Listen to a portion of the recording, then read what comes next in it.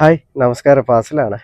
ഞാനിന്ന് വെള്ളക്കാന്താരിൻ്റെ കുറച്ച് വിത്ത് കിട്ടിയിട്ടുണ്ട്. അപ്പോൾ അത് മുളപ്പിക്കാൻ വേണ്ടിയിട്ട് പോവുകയാണ്. അപ്പോൾ ട്രേയിലാണ് മുളപ്പിക്കുന്നത്. അപ്പോൾ അതെങ്ങനെയാണെന്നുള്ളത് നോക്കാം. അപ്പോൾ ഈ ട്രേയിൽ ഞാൻ മിക്സ് ചെയ്യാൻ വേണ്ടിയിട്ട് എടുത്തിട്ടുള്ളത് ചകിരിച്ചോറ്, ചാണകപ്പൊടി, അല്പം മണ്ണ് അതാണ് എടുത്തിട്ടുള്ളത്. അപ്പോൾ ആദ്യം നമ്മൾ ട്രേയിൽ ഇതേപോലെ പോട്ടി മിക്സ് ഇങ്ങനെ നിറച്ചിടണം. ഒരു ചെറിയൊരു കുഴി രൂപത്തിലാക്കിയിട്ട് ഇങ്ങനെ നിറച്ചിടണം. അപ്പോൾ വിത്ത് ഒരിക്കലും നമ്മൾ താഴത്ത് കൊണ്ടുപോയിട്ട് ഇടാൻ വേണ്ടിയിട്ട് പാടില്ല. അപ്പോൾ അത് തിളർത്ത് വരില്ല.